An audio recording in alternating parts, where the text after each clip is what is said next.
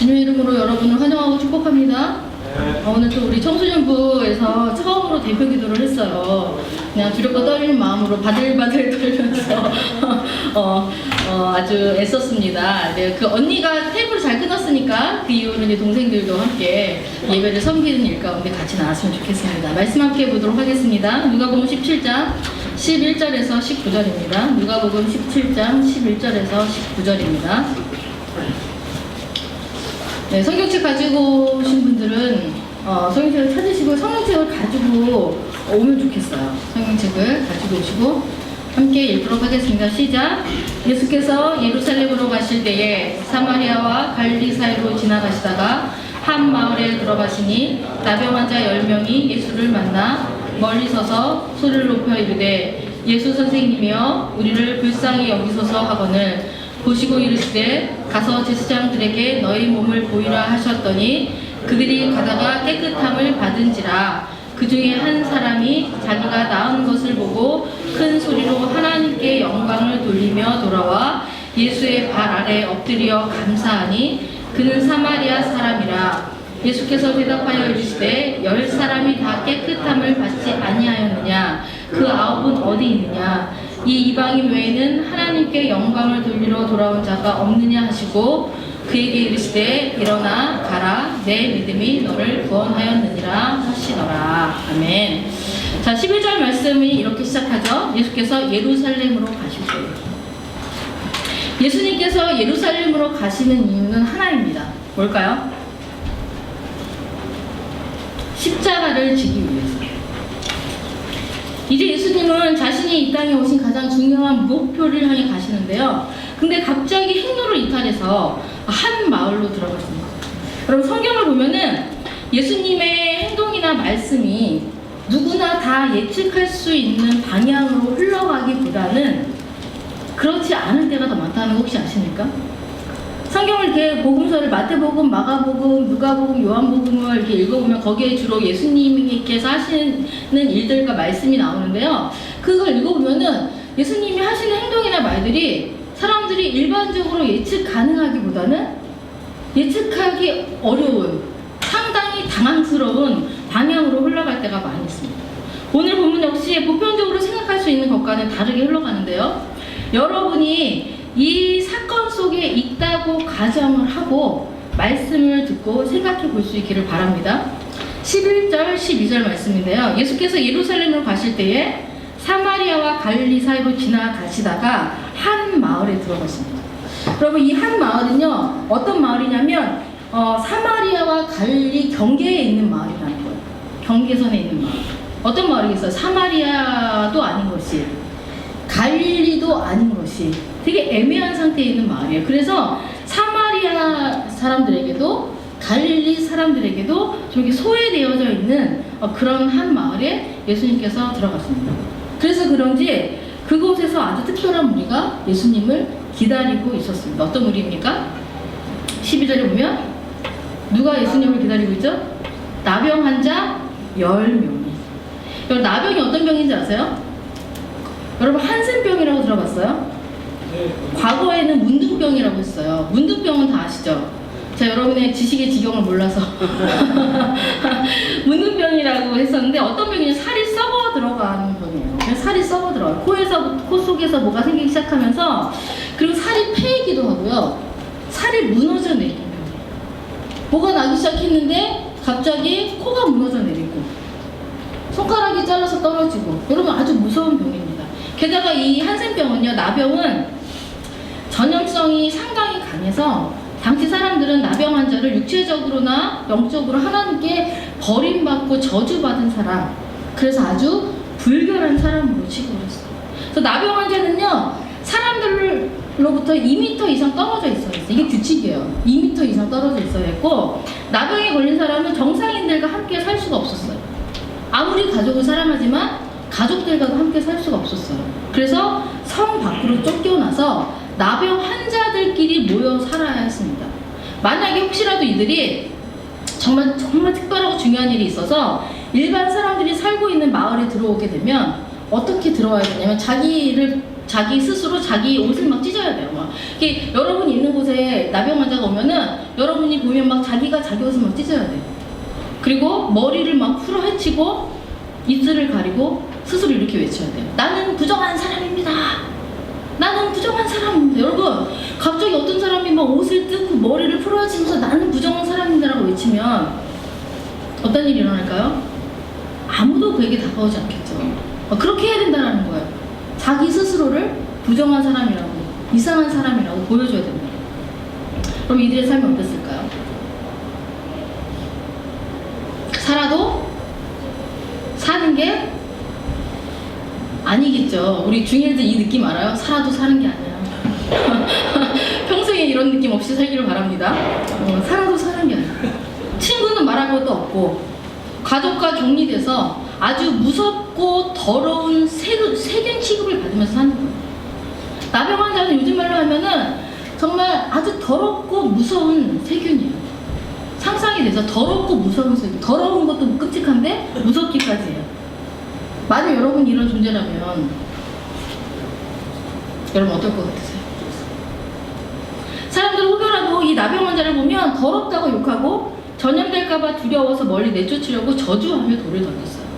그래서 나병 환자들은요, 할 수 있는 한 최선을 다해서 사람들 눈에 띄지 않아야 했어요. 그런데 오늘 본문을 보면은 이들이 엄청나게 튀는 행동을 하죠.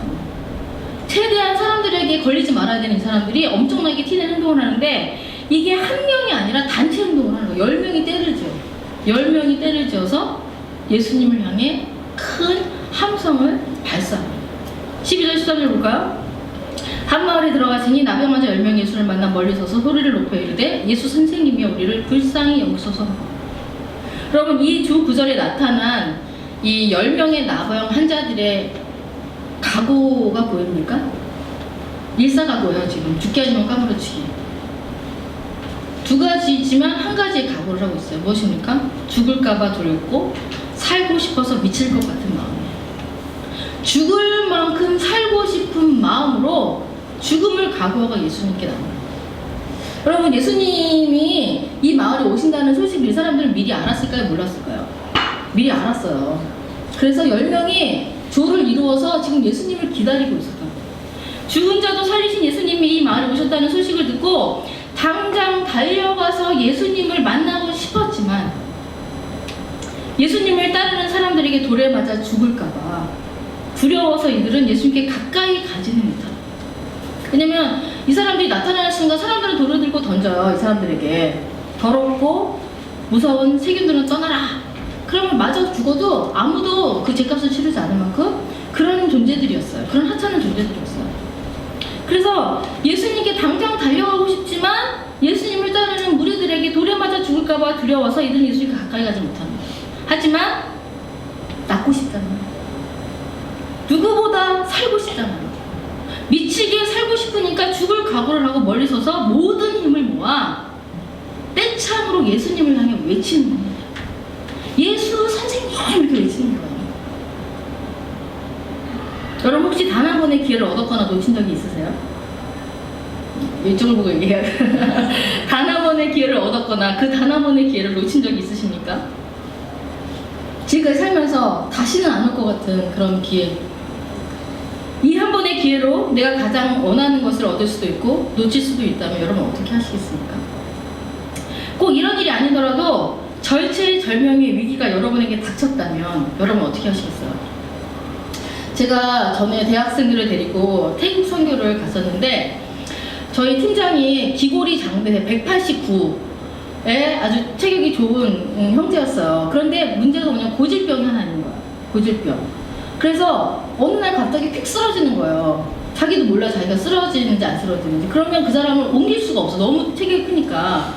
그런데 이제 단기 선교를 가기 전이니까 팀장이 얼마나 바빴겠어요. 그러니까 제가 린솔자고 팀장의 몸 상태를 제가 아니까 계속 잘하고 너는 컨디션 관리를 해야 된다고 막 이랬는데 밤을 꼬딱 새고 단기 선교 갈 때는 주로 대학생들은 싼 비행기를 타고 가야 되기 때문에 새벽 첫 비행기를 타고 가야 돼요.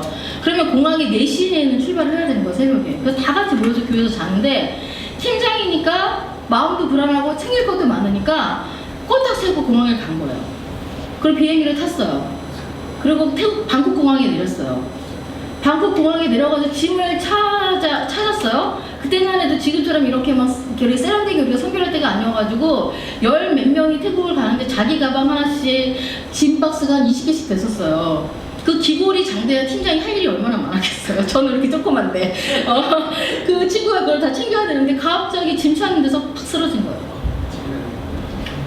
근데 문제는 짐이 문제가 아니야. 짐이 문제가 아니라 방콕 공항에 나가서 이제 뭔가를 타고 치앙마이로 가야 되는데, 정도현 선교사님 있는 쪽으로 가야 되는데 아무도 그쪽 선교사님들하고 연락한 사람이 없는 거야. 팀장만. 얘는 쓰러졌지, 전화번호는 없지, 짐은 많지, 태국어 못하지. 근데 저는 인솔자예요. 그러면 제가 어떻게 해야 될까요? 앞이 깜깜하더라고요. 정말 절체절명의 위기의 순간. 이러다가 정말 고아되는 거야. 그때는 정말 옛날이어가지고 핸드폰도 이게 지금 우리 로밍 돼서 가잖아요. 그때는 핸드폰 다 안 가져가는 거예요. 로밍은 무슨 로밍. 그때 막 이렇게 스마트폰이 모르겠어 나왔는지 안 나왔는지 잘 모르겠는데 하여튼 그런 상황이었어요. 제가 그래가지고 이 상황을 어떡할까. 근데 그래가지고 제가 고민을 하다가 그냥 뛰쳐나갔어요. 제가 먼저 패스 그 티켓 내고 저만 나간 거예요. 그리고 방콕을 제가 처음 가봤어요. 그때 태국을 처음 방콕 공항에 딱 나가자마자 티켓을 꺼내고 나가자마자 소리를 질렀어요. 한국어로. 치앙마이에서 오신 분 소리를 질렀어요. 정말 창피할 게 없어. 아는 사람 아무도 없으니까. 내 말 알아듣는 사람 몇 명 있어. 우리가 내 말 알아듣는 사람 있었으면 너무 행복할 텐데. 그래서 애들은 살려야겠고, 쟤는 지금 정말 거품을 물고 쓰러진 거예요. 거품 물고 쓰러졌고, 나는 태국어도 못하고 전화번호도 없고. 그래서 제가 거기서 정말 큰 소리로 외쳤어요. 그때는 지금보다 더 어렸을 때라서 창피한 것도 많았을 텐데 일단 얘네들이 있으니까 치앙마이에서 오신 분 하고 배가 방콕공항에서 외쳤어요. 한 5번 외쳤나 봐. 어떤 남자분이 어안이 벙벙해서 저를 이렇게 쳐다보고 있더라고요. 그러니까 그분이 맞는 거야. 그분 말고는 아무도 저를 안 쳐다봐. 제가 처음에 소리를 졌은 사람들이 저를 쳐다봤는데 2번, 3번, 4번, 5번 지르니까 저 사람 무슨 문제가 있나 보다. 그런데 뭐 누가 죽은 것 같지는 않고. 그러니까 이제 어쨌든 그 말을 알아듣는 한 사람이 저를 쳐다보더라고요. 그래서 저희는 무사히 치앙마이에 갈 수 있었습니다. 여러분, 절체절명의 위기가 오면 창피한 거 없어요. 못할 게 없어요. 죽을 각오를 하고 매달리지 않겠습니까? 그런데 지금 이 10명은요, 어쩌면 다시는 안 올 단 한 번의 기회이자 목숨이 달린 위기의 순간과 맞닥뜨려져 있는 거예요. 그럼 이 상황에서 부르짖는 이들의 소리가 어땠을까요? 제자들을 비롯한 수많은 사람들이 예수님을 둘러싸고 있었지만 그 소리는 그대로 예수님의 귀에 꽂힙니다. 그런데 여러분, 이 사람들이 부르짖는 소리가 커서 예수님의 귀에 들렸을 수도 있지만 예수님께서 가시던 발걸음을 멈춘 이유는 그 큰 소리 때문이 아니었어요. 13절 한번 볼까요? 13절 함께 읽도록 하겠습니다. 시작!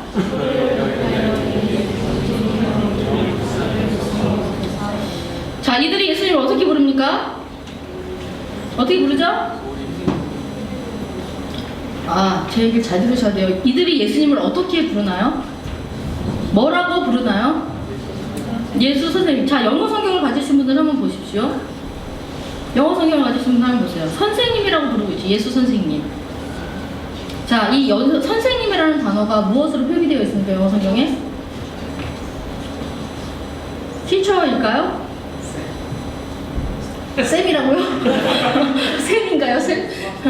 자, 뭐라고 영어 성경에 되어 있어요? 마스터라고 되어 있어요. 마스터. 무슨 말입니까?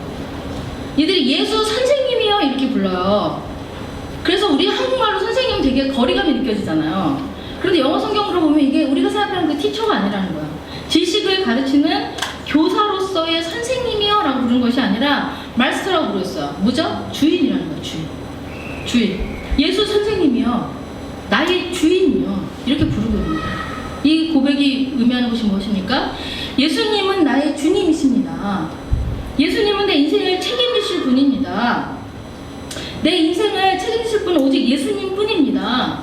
그런 예수님, 제발 나를 살려주십시오 라고 외칩니다. 이 예수 선생님이여 우리를 불쌍히 여기셔서, 예수님 당신은 나의 주님이십니다. 예수님 당신만이 내 인생을 책임지실 수 있는 분이십니다. 그런 우리를 불쌍히 여겨 주십시오 라고 외치고 있는 거예요. 이 고백이 예수님의 발걸음을 멈추게 한 것입니다. 사랑하는 여러분, 우리가 예수님을 어떻게 보느냐가 우리의 믿음이고, 예수님은 우리의 믿음대로 우리에게 오십니다. 우리가 예수님을 티처라고 하면 예수님이 우리에게 도덕적인 스승이 되실 것이고요. 우리가 예수님을 마스터라고 하면 그 순간부터 예수님은 우리 인생을 다스리시고 책임지시는 주님이 되십니다. 예수님께서 이들의 부르짖음을 듣고 응답하시는데요. 그 응답이 참 일반적이지 않습니다. 14절 볼까요? 14절 띄워주시고, 성경 있는 분은 14절을 보시고, 자, 또박또박 저처럼 또박또박 저처럼 또박또박 이 말씀을 읽도록 하겠습니다. 시작. 보시고 이르시되 가서 제사장들에게 너희 몸을 보이라 하셨더니 그들이 가다가 깨끗함을 받으니라. 자, 이 구절이 좀 독특하지 않나요? 이 구절이, 이 짧은 14절 구절에 독특한 부분이 두 개가 나옵니다. 뭘까요? 하나는 왜 환자를 의사에게 안 보내고 제사장에게 보냈을까? 지금 이 사람 되게 심각한 환자예요. 저주받은 병이기도 하지만 이 사람의 병의 문제는 마음의 병이 아니라 겉으로도 엄청나게 심각한 거야. 막 살이 썩어 들어가고 문드러지고 형태를 알아볼 수 없는 굉장히 심각한 상태예요. 근데 그 환자를 예수님께서 의사에게 가라고 하지 않고 제사장에게 가게 한 거죠. 앞에서 이야기한 것처럼 당시 사람들은 나병 환자는 육체만이 아니라 영적으로도 부정하다고 여겼기 때문에 사람들과 마을로부터 격리되어 있었습니다. 그런데 만에 하나 나병 환자의 몸이 다 나아서 깨끗해지면 이 사람이 몸이 깨끗해졌다라는 것을 확인받고 증명해주는 사람이 있어야 되는데 그 사람이 바로 제사장이었어요. 그래서 예수님은 이런 거, 너는 이제 제사장에게 가. 그래서 너의 병이 나았다는 것을 확인받아. 그리고 그 증표를 받아서 집으로 돌아가, 이렇게 말씀하신 거예요. 그런데 두 번째가 더 독특해요. 제사장에 가려면 병이 나아야지 갈 수 있는 거예요. 계속 제가 이 나병 환자들을 얘기하면서 뭐라고 그랬죠? 사람들에게 걸리면 안 된다 그랬잖아요. 병이 있는 상태로 사람들에게 걸리면 돌에 맞아 죽어도 억울할 게 없는 그런 존재라고 이야기했잖아요. 그런데 지금 병을 고쳐주시지도 않아놓고 제사장에게 가라는 거예요. 그럼 만약에 제사장에게 가다가 사람들을 만나면 제사장을 만나기도 전에 죽을 수가 있어요. 오늘 본문을 보면은요, 본문 어디에도 예수님께서 나병을 고쳐주시는 장면이 없어요. 이것이 독특한 두 번째 부분입니다. 여러분, 예수님께서 이들과 이야기하시는 동안에도 아무 일도 일어나지 않았어요. 실로암 연못에서 만난 그 장님은, 그 예수님이 진에게다 침을 뱉어가지고 눈에 발라주는 제스처라도 있었는데 이 사람은 그런 거 아무것도 없어요. 보자마자 예수님이 우리를 불쌍하게 주시옵소서 하니까 예수님이 보시고, 그들을 보시고, 딱 보시고 이르시되 제사장에게 가서 너희 몸을 보여, 이렇게 말씀해요. 근데 그 순간 이 말씀만으로도 만약에 이제 갑자기 막 이 살이 펴지기 시작하고 상처가 아물기 시작하는 어떤 증표가 나타나면 좋았을 텐데 아무 증표도 나타나지 않는 거예요. 병을 고쳐주지도 않으셨고 무작정 제사장에게 가라고 하시는 거예요.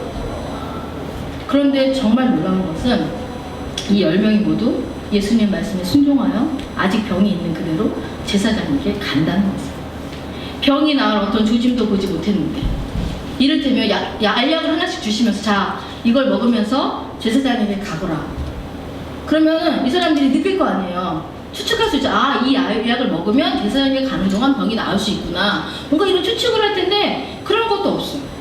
나을 것이라는 어떤 확증 하나 없이 예수님을 만나기 전 그 상태로인데 이들은 도대체 뭘 믿고 가라는 예수님의 말씀에 순종한 건가요? 여러분, 이 안에 있다고 생각해 보세요. 여러분, 이 10명 중에 한 명이라고 생각해 보세요. 가능하십니까?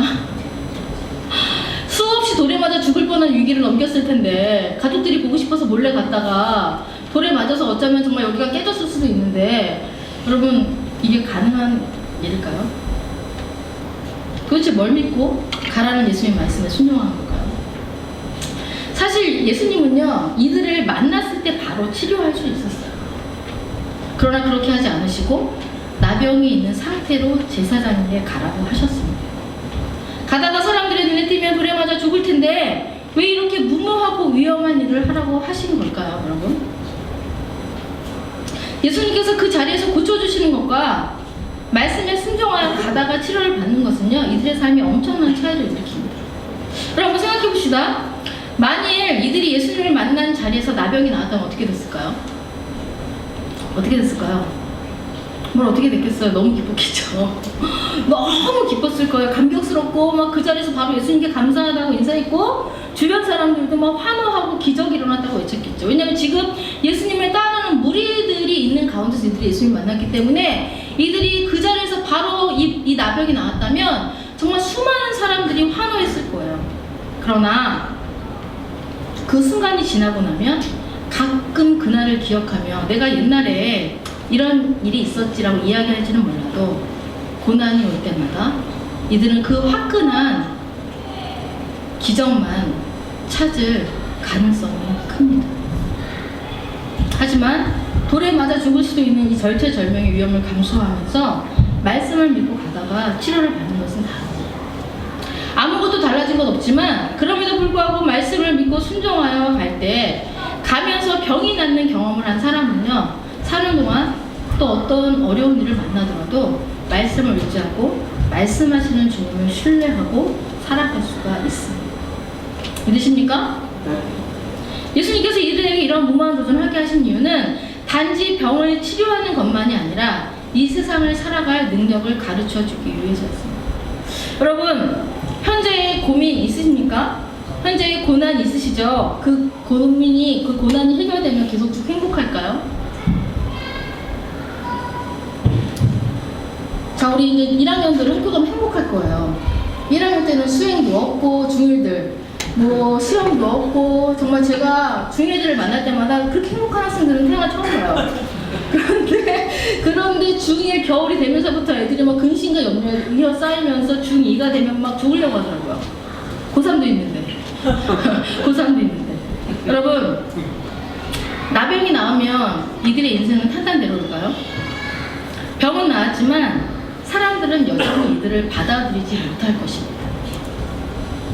그 몸속에 더러운 세균이 여전히 있을 거라는 의심을 사람들은 거두지 못할 거예요. 지금 이게 코로나 바이러스 보세요. 우리 메르스도 만났었고 신종플루도 만났었고 수많은 이 세균들을 만났는데, 그때마다 마치 처음 만나는 것처럼, 당장 내가 죽을 것처럼. 그런데 여러분, 이 사람들은 정말 실제로 그 문둥병에 걸렸었던 사람들이에요. 겉은 멀쩡해졌다고 한들 사람들이 과연 이들을 받아들일 수 있었을까요? 계속 의심할 거예요. 그것뿐만 아니라 여러 가지 어려운 일을 이들은 감당해야 할 것입니다. 예수님께서는 앞으로 어려운 일을 만나거든 낙심하지 말고 오늘처럼 예수님을 믿고 순종하면 오늘과 같이 절대로 감당할 수 없을 것 같은 일도 능히 감당할 수 있다는 것을 이들에게 가르쳐 주시는 것입니다. 그럼 이것이 순종의 능력입니다. 이들이 말씀에 순종하여 그 상태 그대로 제사장에 가는 거, 여러분 절대로 쉬운 일 아니에요. 고3인데 재수하고 있는데 성적은 늘 그대로인데 주일 예배 꼭 드리는 거, 여러분 이거 당연한 걸까요? 당연하지 않은 걸까요? 예수님 믿는다면 당연한 거예요. 대단한 게 아니라 당연한 거예요.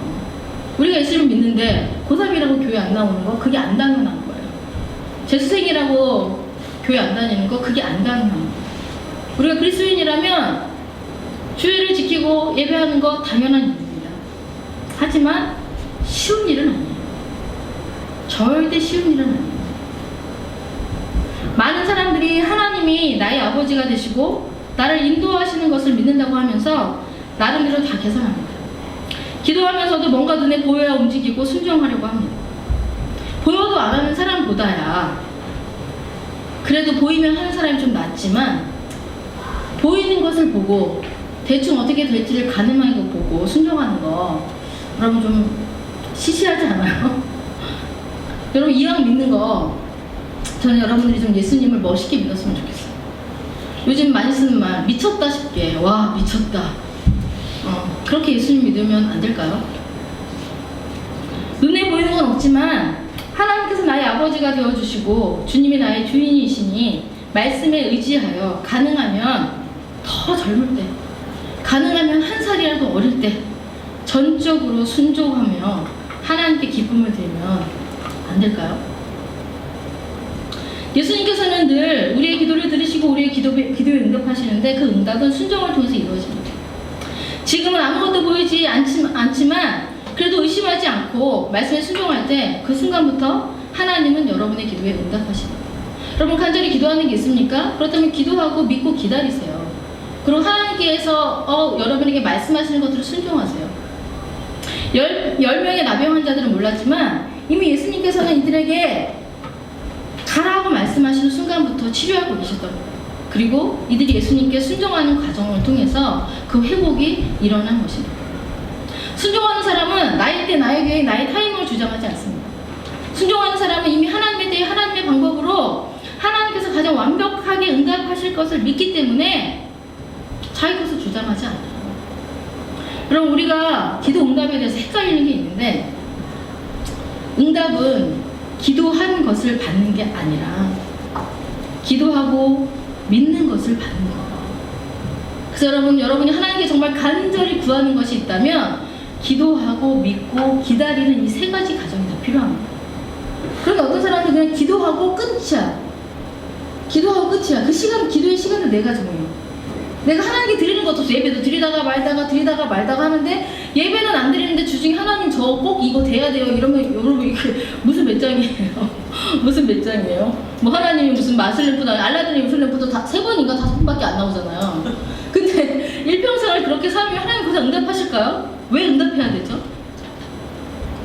여러분이 하나님을 향한 사랑의 마음도 없고 하나님을 위해서 수고하지도 않고 하나님을 기쁘시게 하지도 않고 하나님을 신뢰하지도 않는데 왜 하나님은 여러분이 간헐적으로 아무 때나 아무렇게나 요청하는 것을 응답해야 될까요? 좀 말이 안 되지 않아요? 이게 기도의 응답에 대해서 여러분이 헷갈리는 거예요. 여러분이 정말 믿음으로 기도했다면 믿고 기다리십시오. 믿음으로 순종하는 자의 기도에 하나님 응답하십니다. 그런데 오늘 이야기의 하이라이트는 15절 이하에 있어. 15절을 함께 볼까요? 15절 같이 있습니다. 시작! 그 중에 한 사람이 자기가 낳은 것을 보고 큰 소리로 하나님께 영광을 돌리며 돌아와. 지금까지 이야기도 보편적이지 않았는데 이제부터 이야기도 일반적이지 않습니다.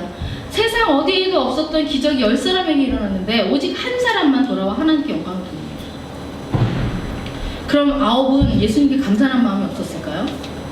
여러분 이 사람들은요 지금까지 살면서 이날까지 살면서 문둥병이 나았다라는 얘기를 들어본 적도 없는 사람들이에요. 얼마나 많은 것을 찾았겠어요. 여러분 이 10명 중에 똑똑한 사람이 없었을까요?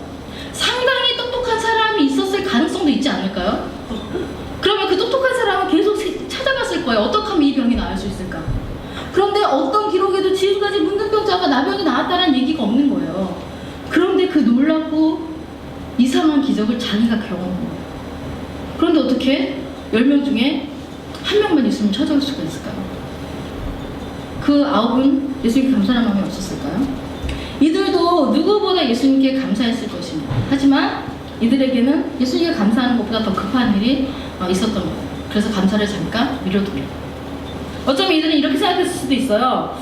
우선 가족에게 이 소식을 알리고 가족들과 함께 예수님을 찾아가야 됩니다. 나 혼자 가는 것보다는 가족들이 함께 온다면 예수님께 더 기쁨이 되겠지. 그런데 가족을 만나고 나면 어떻습니까? 회포를 풀어야 되는 거죠. 회포를 풀고 있으니까 친척들이 오네? 친척들하고 또 회포를 풀어야 되는 거예요. 잔치를 열었어요. 죽을 것 같은 사람이 살아났으니까. 잔치를 열다 보니 하루가 지나고 이틀이 지났네? 친구들이 찾아온 거예요. 또 친구들에게 자기 경험한 막 그 경험을 막 얘기하는 기적을. 그러다 보니까 일주일이 지났네?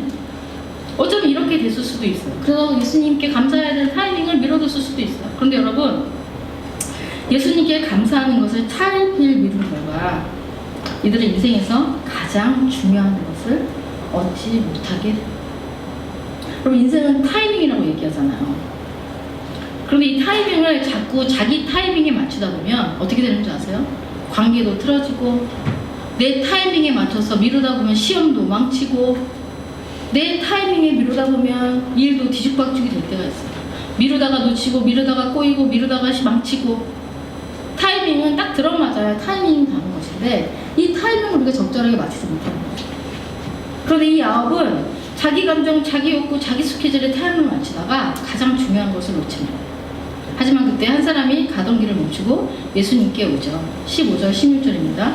그 중에 한 사람이 자기가 낳은 것을 보고 큰 소리를 하나님께 영광을 돌리며 돌아와 예수의 발 아래 엎드려 감사하니 그는 사마리아 사람이다. 이 한 사람은 큰 소리로 하나님을 찬양합니다. 이 하나님께 영광을 돌리며 15절에 이걸 또 영어 성경으로 보면은요, 찬양이라는 단어를 표현하고 있어요. 하나님을 찬양한다는 것은 하나님을 높이고 하나님을 칭찬하는 거예요. 뭐죠? 하나님께서 나에게 하신 이 놀라운 일을 여러분 보십시오. 이렇게 지금 하나님을 찬양하는 거예요. 사람들에게 알리는 거예요. 그리고 이 사람은 예수님 발 앞에 엎드려 감사를 드립니다. 엎드린다는 것은 이 당시에 자기가 할 수 있는 최선의 겸손의 표현입니다. 발 아래 엎드린다는 것은 제가 옷을 이렇게 먹어가지고 어떻게 하면 온몸을 이렇게 붙여가지고 이렇게 만드는 거예요. 이렇게 딱정벌레처럼 이렇게 만드는 거예요. 머리가 바닥에 닿아져, 가슴이 무릎에 닿고 머리가 바닥에 닿는 거예요. 여러분 이렇게 엎드린다는 거예요. 이 엎드린다는 것은 뭐냐면 내가 할 수 있는 모든 겸손을 최대한으로 표현한 거예요.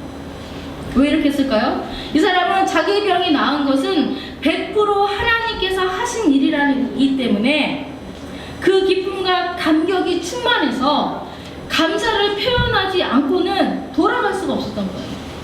너무너무 감사한 이 감격을 지금 당장 표현하지 않고는, 이 기쁨을 지금 당장 전하지 않고는 견딜 수가 없었다는 거예요.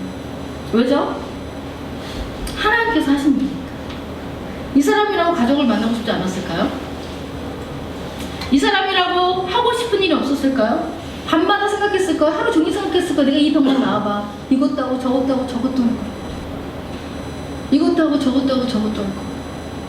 그럼에도 불구하고 이 사람은 가장 먼저 하나님께 감사하기로 결정하고 선택한 것입니다. 그래서 여러분, 감사는요, 대가를 지불하는 거예요. 여러분, 여러분이 누군가에게 감사를 표현하려고 할 때 그 감사의 타이밍이 되게 중요해요. 그 타이밍을 맞추기 위해서 나의 시간, 나의 그 어떠한 것들을 포기해야 되는 거예요. 그래서 감사는 대가를 지불하는 것입니다. 여러분, 감사를 생각만으로 하는 사람 있습니까? 감사하지 내가. 근데 내가 감사한 마음을 가지면 되지 뭐 감사를 꼭 표현해야 하나? 이렇게 생각만으로 감사하는 사람 있어요? 감사하지 않는 거야. 감사는요, 엄연히 대상이 있어요. 감사는 나에게 하는 것이 아니라 내가 감사할 대상이 있다. 그래서 감사는 표현해야지 감사가 됩니다. 하나님께서는 대가를 치르고 감사하는 사람을 기뻐하시는데요. 17절, 18절입니다. 예수께서 대답하여 이르시되 10사람이 다 깨끗함을 받지 아니하였느냐? 그 9은 어디 있느냐? 이 이방인 외에는 하나님께 영광을 돌리러 온 자가 없느냐? 하시고, 예수님께서는 이 사람이 돌아온 것을 굉장히 기뻐하십니다. 그러나 동시에 오지 않은 9사람을 궁금해하세요. 그러니까 이것도 되게 독특한 부분이에요. 성경에 보면은 예수님께서 사람들을 엄청나게 많이 도와주시거든요. 그런데 그 도와주시고 난 이후에 그 사람들이 어떻게 되었는지 찾거나 생색을 내시는 장면이 전혀 없는데, 유독 이 사건에서는 이 오지 않는 9을 찾으세요. 어디 갔느냐? 그 9은 어디 갔느냐? 여러분, 지금 이 순간 하나님께 감사한 것이 있으십니까? 감사한 것이 없으십니까? 어떻게 감사한 것이 없을 수 있을까요? 여러분, 이 세상에 당연한 것은 없습니다. 여러분의 부모님이 살아계신 거 당연한 일일까요? 하루에 교통사고가 얼마나 많이 나는데 여러분의 부모님이 오늘 무사히 교회에 와서 여러분과 함께 있는 거 당연한 일일까요? 여러분의 팔다리가 멀쩡한 거 당연한 일일까요? 그럼 우리가 난민이 아닌 거 당연한 일일까요? 남과 북이 나누어져 있지만 전쟁이 나지 않는 거 여러분 당연한 일일까요? 전 세계가 떨고 있는 바이러스에 감염되지 않는 거 여러분 당연한 일일까요? 하나님께서 여러분을 사랑하시는 거 당연한 일일까요? 간혹 하나님이 여러분을 사랑하시는 것을 무기처럼 사용하려는 사람들이 있어요. 이런 얘기 제가 전에 듣고 정말 분노를 참지 못해가지고 제가 혼자 눈을 감고 이렇게 화를 참았는데, 이런 거 있잖아요. 야, 교회 끊는다 그래. 그럼 너 해줄 거야. 여러분, 이런 말도 안 되는 협박으로 부모님을, 선생님을, 섬기비들을 힘들게 하는 사람이 혹시 있습니까? 정말 바보 같은 생각이에요. 부모님들이 여러분 교회 가게 하려는 거, 선생님들이 여러분 교회 오게 하려고 애쓰는 거, 성기님들이 여러분의 마음을 달래서 모임에 참석하게 해서 함께 기도하려고 하는 거는 하나님이 여러분을 사랑하시기 때문입니다. 그리고 그분들은 이미 그 사랑을 경험했기 때문인데 사랑하니까 협박하는 거야. 야, 안 한다 그래, 안 한다 그래, 교회 끊는다 그래, 그럼 네가 원하는 거 다 해줄 거야. 정말 제가 그날 여러분 사랑한다고 함부로 했다가 하나님께서 여러분을 사랑하지 않기로 한다면 어떻게 될까요? 하나님께서 여러분을 사랑하지 않는다고 한다면 여러분 어떻게 될 것 같으세요? 부모님이 여러분을 사랑하지 않기로 한다면 어떻게 될까요? 생각해 본 적도 없죠? 사랑하지 않는 것 같아! 이렇게 승질을 낸 적은 있어도 부모님 나를 사랑하지 않기로 하면 어떡할까? 이런 생각 해보신 적 있으세요? 선생님들이, 섬김이들이 여러분을 섬기지 않기로 한다면 어떻게 될까요? 뭐 이 세상에 당연한 건 없어요. 내가 사랑을 받고 은혜를 받았다면 감사해야 합니다. 그리고 감사는 즉각적으로 표현해야 하고 적극적으로 표현해야 합니다. 여러분 인생이라는 게요 늘 문제가 있어요. 오늘은 모든 것이 다 풀려도 내일은 또 문제를 만나는 게 인생입니다. 큰 은혜를 받고 회복을 경험해도 또 관계에 문제가 생기고 뇌의 죄의 습관이 살아날 때도 있습니다. 여러분 그렇다고 구원받은 것이 취소될까요? 내가 받은 은혜가 가짜일까요? 부모님이 지금까지 여러분들을 물심양면으로 키워주셨는데 아이폰 안 사준다고 부모님이 여러분을 사랑하지 않고 더 이상 돌보지 않는 걸까요? 말도 안 되죠. 이름이 아이폰이 뭐라고. 진짜 내가 아이폰을 쓰고 있지만 아이폰의 특별함을 잘 모르겠는데 비록 아이폰은 없지만 부모님으로 인해 감사한 것을 생각해 보십시오. 얼마나 감사한 게 많습니까? 직장생활 힘들다고 이번 생은 망했고 여러분 그래서 불행합니까? 교회가 직장인 저도요 정말 직장생활 힘들어요. 지금 이 방이 비어가지고 이렇게 말할 수가 있는데 정말 직장생활 힘들어요. 왜냐면 직장생활 힘드니까. 직장생활은 원래 힘든 거예요. 그럼 여러분 그 직장에 취업했을 때 한번 생각해보세요.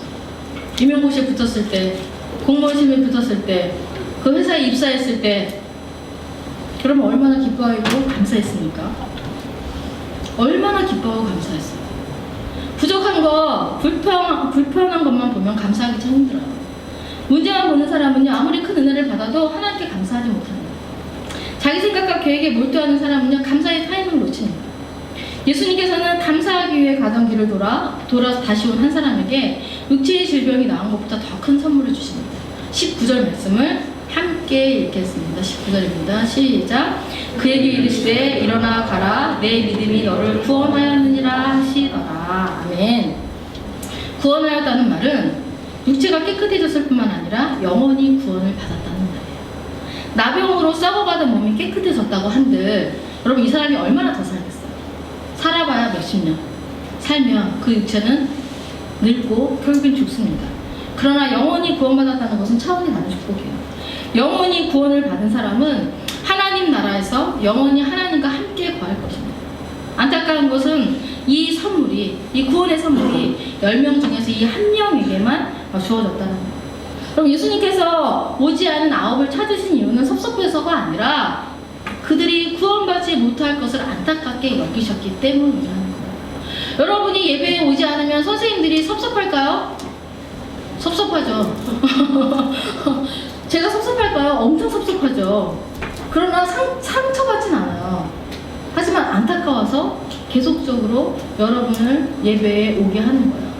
여러분 왜 예배에 와야 하냐면 하나님을 사랑하는 자가 가장 첫 번째로 자발적으로 하는 것이 예배이기 때문에 그래요.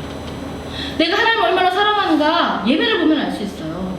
예배 드리는 태도, 예배에 대한 자세. 그렇기 때문에 여러분에게 예배하라고 하는 것이죠.